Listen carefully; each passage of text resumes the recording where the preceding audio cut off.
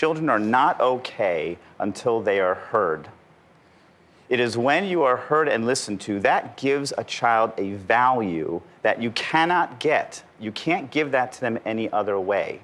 So that's why when we go through divorce or we have our issues, look, it's nice to say every kid should have two parents. Okay, maybe, you know, but if you have one parent, you can't control the other parent. You can control yourself. If you listen and you hear and love that kid, you are enough. You and every single parent out there, you are enough to set your child up for love for the rest of their lives. Yeah. What's been the hardest part for you today, Chris? Today, I don't really know. I haven't thought about it. Hardest part would be probably getting in the show in front of all these people. Yeah.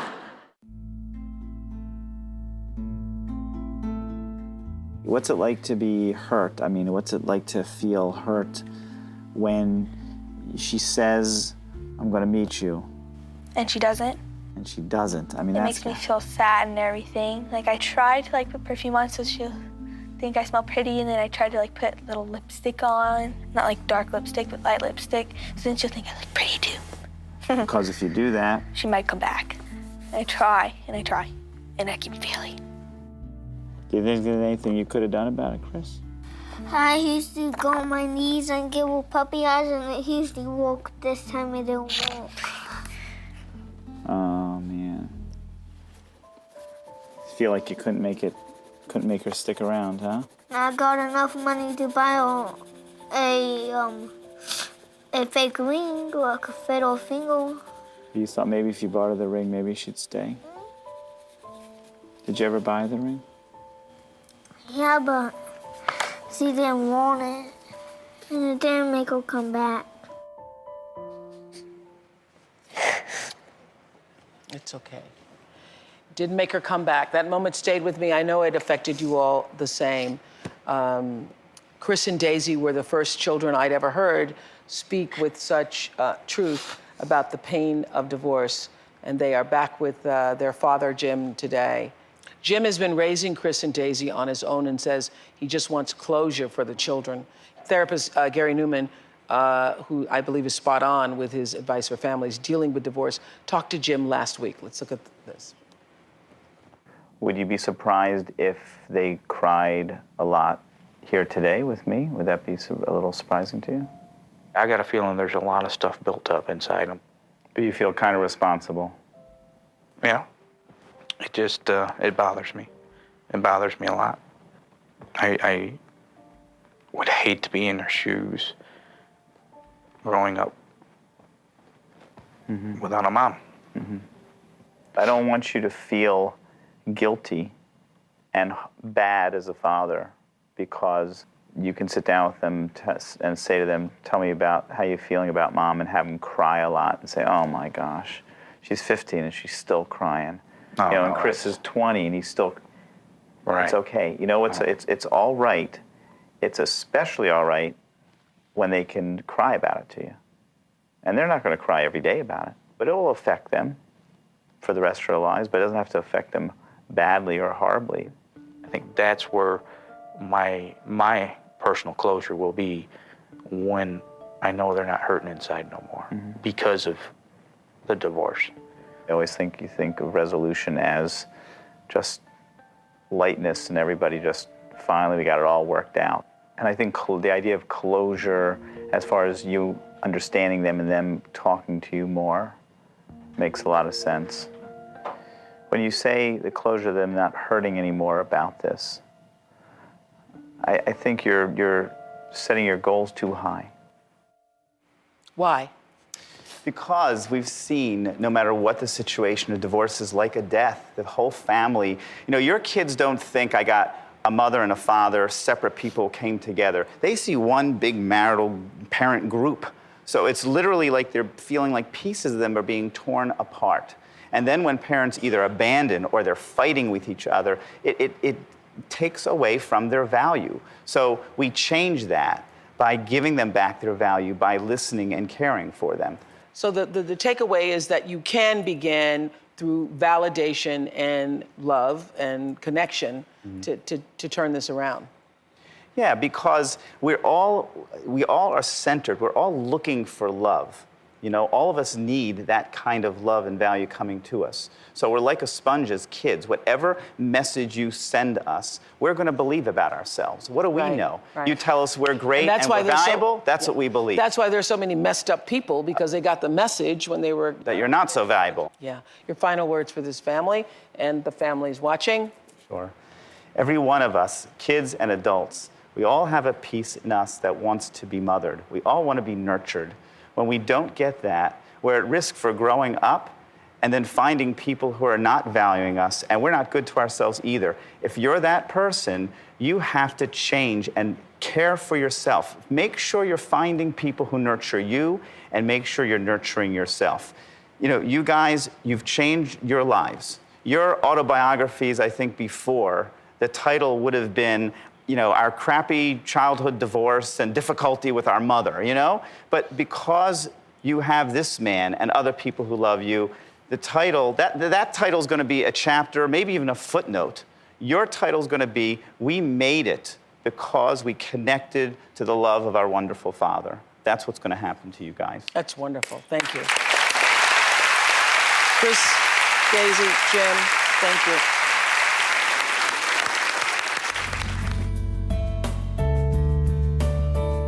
There are a few times over the past 25 years when I can say that I witnessed a miracle on the show. This is one of those times. I believe that it was one of the single best reunions ever done in the history, not just of this show, but of television. God had a hand in this one. It's one of the bloodiest genocides in history. In just 100 days, 800,000 people were slaughtered. Men, women, and children were massacred with machetes, their bodies dumped into rivers and piled onto roads. During the attacks, 6-year-old Clementine and her older sister Claire hid in a banana tree, listening to their grandparents' screams as their home burned to the ground. We hid in there for like 20 minutes, and everybody that went in my grandparents' house, all of them were killed. Terrified, alone, and convinced their entire family had been murdered, the sisters spent 6 years in refugee camps. I keep searching to see if I'll see someone that looks like me. Then an American church brought the girls to the United States, where they were taken in by foster families. We met Clementine on The Oprah Show after she wrote an impressive essay about the book Night by Holocaust survivor Elie Wiesel. She said his history was a chilling reflection of her own life growing up in Rwanda. Clementine told us she knew her parents were still alive, but she had not seen them in 12 years since she and her sister fled Rwanda. This is one of my all-time favorite moments on The Oprah Show. Well, I have a letter from your parents. Clementine and Claire, come on up here. This is from your family in Rwanda, your father and your mother and your sisters and your brother, and I wanted you to read it. Okay? Well, you don't have to read it right now in front of all these people. You don't have to read it right now in front of all these people because your family is here.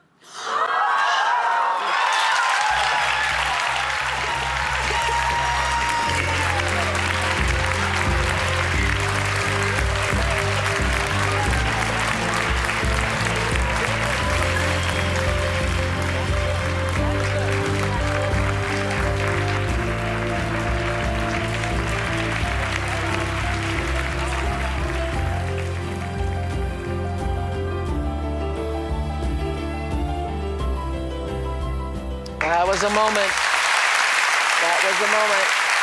And since that show, Clementine and Claire's entire family have moved to the United States. They are all back today. Stand up, everybody.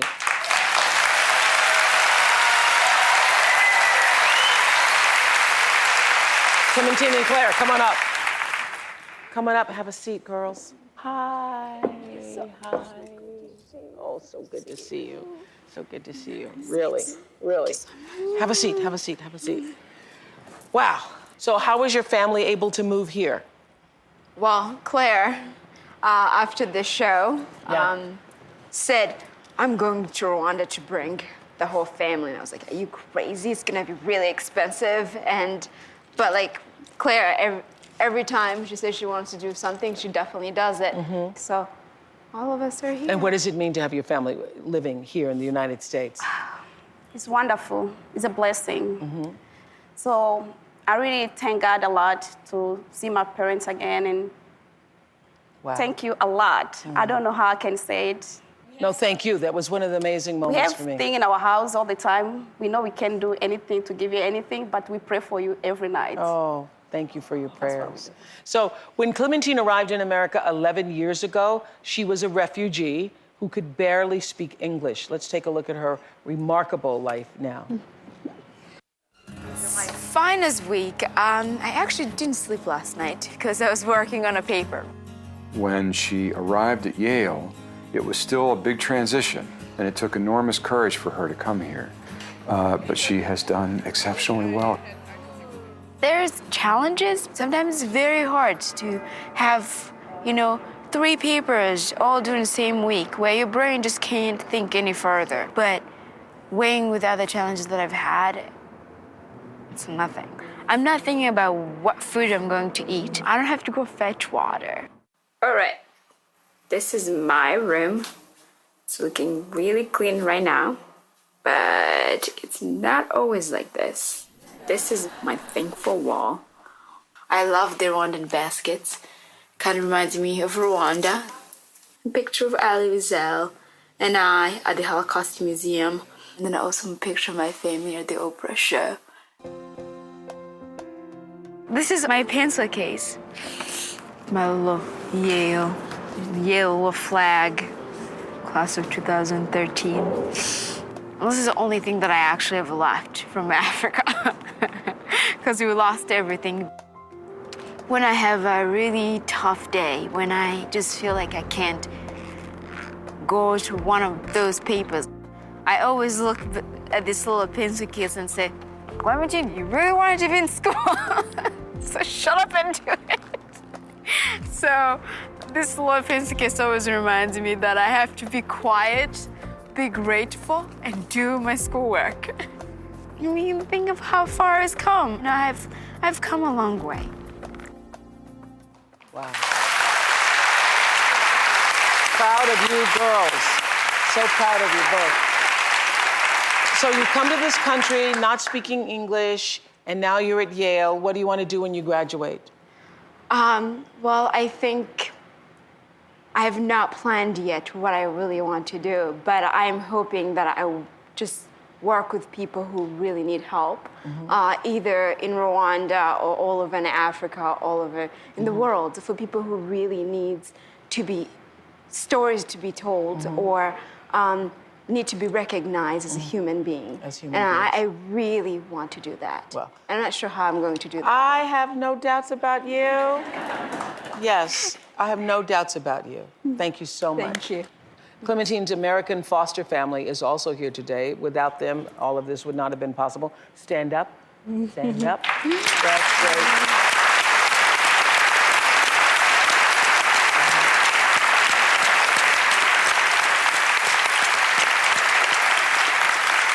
Thank you. Thank you, Clementine and Claire, and your whole family, because that was a miracle moment for me and for all of us who got to watch that happen.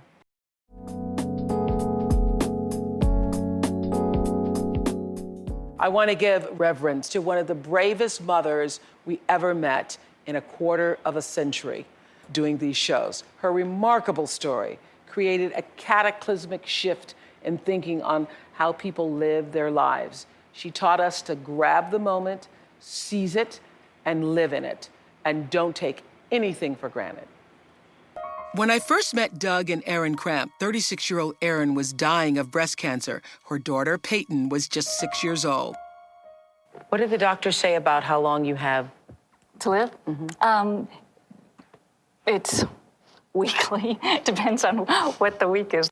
Knowing she had precious little time left on Earth, Erin came up with an everlasting idea. When she could steal some time alone, she recorded hours of deeply personal messages for Peyton, her daughter. Hi, Peyton. This is Erin, your mother. I've got a piece of paper with just topics that I'd like to talk about. So you get to know your mother and the event I'm not here. So when did you decide to do this? The first time that we were diagnosed with breast cancer, I immediately sat in bed before the surgery and thought, I have so much to tell her, I can't leave now. And so I had to figure out a way to get it out. So immediately got up the next day and just started, I had to find a conduit. And that's so you started videotaping. These are things that maybe Daddy can't teach you. Try to pick out makeup that makes it look natural, like you're not wearing any makeup. Never get your hair cut if you're going through a difficult emotional time. When it comes to your husband, pick a very, very nice guy who has a lot of backbone. I was in awe. Erin was dying, yet she summoned the strength and foresight to see past her own pain and focus on her daughter's future. I don't know. 3 hours. In the middle of the night, just thinking about how much I love you. I couldn't stand it. I couldn't sleep. So finally I decided, I'm just going to get up and record how much I love Peyton. More than infinity. 6 months after we met Erin on the show, she lost her battle with cancer. She left behind a treasure of loving messages, hours upon hours of motherly wisdom for every milestone of her daughter's life. I'll be watching over you. I'll be with you. You'll feel me on your wedding day. Your children, your family, your husband. It's your children, baby.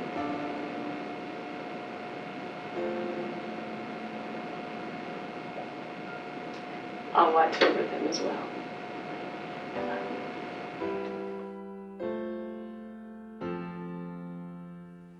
So I'm so honored to have Doug and Peyton all grown up back here today. Thank you for being here.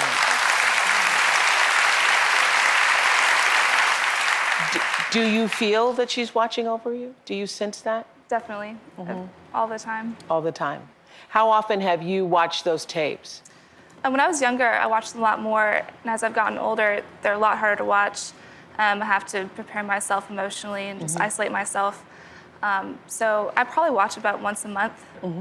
Do you realize now the impact that she's had? It's so much more than I ever could have imagined at the time. And you know, the people out there sharing their hearts, sharing their prayers, sharing their own challenges, and I just thank everybody so much for that. But do you realize that your courage and Erin's courage at that time to share that story changed the way people saw dying, letting go, and leaving love behind? That's what I thought happened during that show. Did you all feel that too, audience? 8 years ago, Doug got remarried to Cheryl, and they have 2 little boys. Peyton is now a freshman at Duke University. Take a look at their lives today. This is a picture of when my mom visited Duke with me when I was 4. I think she would have been really excited that I ended up going here. So this is one of my favorite videos I have with me at Duke. I get to see my parents, you know, interacting, and I get to see how in love they were, and I get to see what our family dynamic was, just the 3 of us together. What are your favorite days of the week? Sunday and Saturday, because I get to see my mom and dad the whole day. The more I see the tapes, I realize, wow, I had an incredible mom, and it makes me really sad because I only got to be her daughter for 6 years. But at the same time, I'm so thankful for all that she did. More than 1,000 miles away in Dallas, Peyton's father, Doug, and her stepmom, Cheryl, are busy raising their 2 young sons. Brian is 6 and David is 5.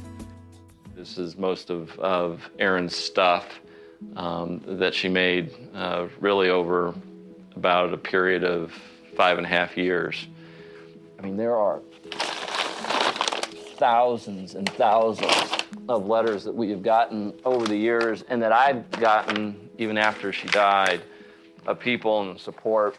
I mean, there's just a lot of pain out there. I mean, just, you know, yearning for the type of thing, the gift that Aaron gave Peyton. It's funny, it kind of comes in waves. It's been a long time.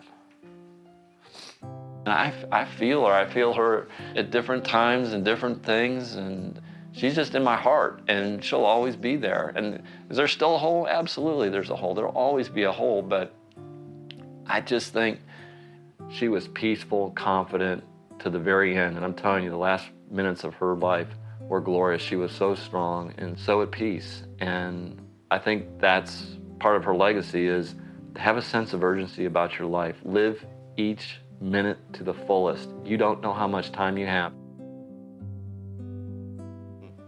So Doug's wife and Peyton's stepmom, Cheryl, is also here. How's it been for you to join this family? It was definitely a transition, but I would say probably the most, glorious thing is that Doug and Peyton both embraced me and loved me, from the very get-go. Mm-hmm. I never really felt like I was necessarily replacing Erin or filling her shoes, but I was to walk in my own shoes, and I was to be me, and the only way I really did that well was through my faith in Christ, mm-hmm. and just my confidence in myself. And so when God. You see him, even now, have that moment on tape and, shed tears and say, yes, there was a hole. Is there a part of you that feels like, well, I should be able to fill that hole? Is there a part of you that feels what when you see Right. that? Yes and no. Yes, in the sense that I think any wife or woman wants to be everything mm-hmm. to her husband. And then know that it's crazy to think that he didn't have a past life and a marriage that was wonderful, and everything that he went through with Aaron, especially the dying and the daughter and all of that, made him really what I wanted in a man. Mm-hmm. He was strong, he was committed, just hugely loving. I got a picture of what he would be like as a father. Mm-hmm. I got a picture of what he would be like if something happened to me. He mm-hmm. wasn't going to be a man that ran away, or he was so committed. And mm-hmm. It's so interesting because one of the tapes I recall, your mom was saying, your mom was talking about Doug moving on in life and finding somebody else to love. Did you ever look at that tape? Yes. Yes. There's a videotape and there's an audio tape of that. Mm-hmm. And she really embraced it, and she really encouraged me to be okay with, new mom. When Daddy found someone else. Yeah, and she wanted a female figure in my life. She wanted someone I could go to, and that was really comforting to I have. thought that was so gracious and generous of her. What did you think, Doug, when you... to have that permission as a husband to move on, and not just move on, but to go and to be embraced, and with her heart, she was praying for my new wife. While she was alive, she was praying for my new wife, and to have that was a huge release for me. Yeah, I think that's such a gift. A week before her death, Erin recorded one last goodbye on audio tape that Doug has never released before, and he graciously felt that now was the time, that it was right. So let's listen to Erin. It's been an incredible journey.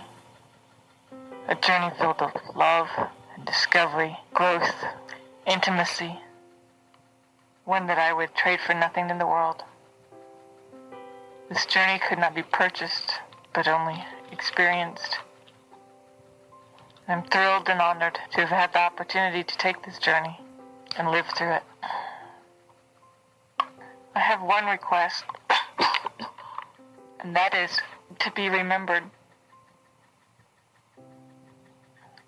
I am eternally grateful, and hopefully, when I reach heaven, I will be there to greet each one of you with the love and the light that you've given me. For I want to make your transition to the afterlife as easy as you have made it for me. The Spirit called Jesus was able to give me unconditional strength, unconditional love, unconditional forgiveness, and unconditional life. I wish everyone that hears this the same love and light and inner peace that was given to me. I'm forever grateful for every soul that hears this, that has helped us so much along our journey. Doug and I, and Peyton, hope that we can be there for each of you along your journeys. For in our position, we've been only allowed to take and not give near the amount of giving that we've received. We are forever grateful, and we forever love you. Thank you.